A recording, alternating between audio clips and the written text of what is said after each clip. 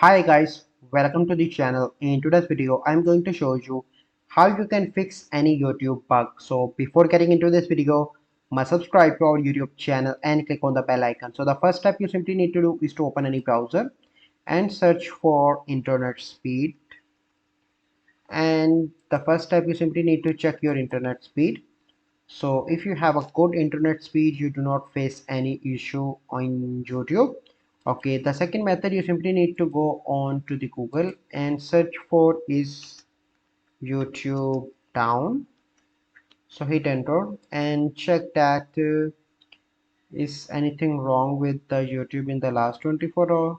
So here you can see that some issues are there. So by doing, you can see when you are facing an issue on YouTube, and the YouTube team is working on that, and hopefully that issue will be resolved. And the third method you simply need to go is to open Play Store and search for YouTube, and you need to update your your YouTube application from here.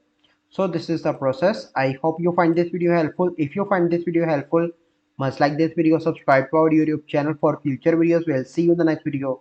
Thank you. Have a good day.